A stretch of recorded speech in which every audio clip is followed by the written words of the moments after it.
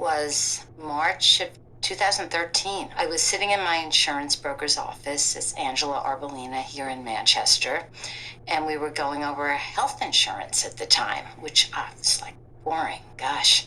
But I noticed that she, right next to her chair, there was a big bed, and her big bulldog was just laying there curled up, and she had her arm stretched out and her hand on her dog's side.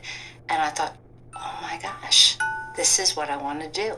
I always wanted to combine my photography with my passion for dogs. And I couldn't come up with an idea that felt right to me. I always kept on coming up with silly ideas, like, people look like their dogs, or, kind of silly stuff, and it just didn't feel right.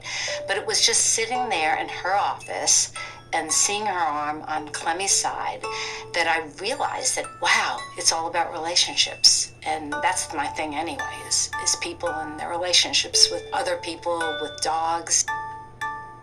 So I kind of interrupted the whole conversation about the insurance. I said, Angela, and I didn't know her well at all, but I said, Angela, will you be my first subject? I explained what I wanted to do.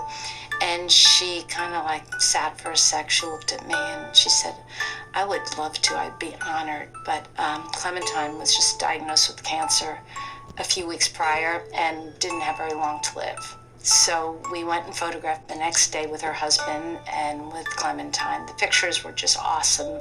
They loved the pictures. And I think it was when I looked at these pictures and I found out that Clementine was about 10 years old. There was just something that was just so special and so dear about the relationship that they had with Clementine. And I thought, oh, I bet you it's because she's a little bit older. That's one of the reasons. I decided right then and there. I am Butch Loxton. I'm a Los Angeles-based artist. I'm inspired by the Day of the Dead culture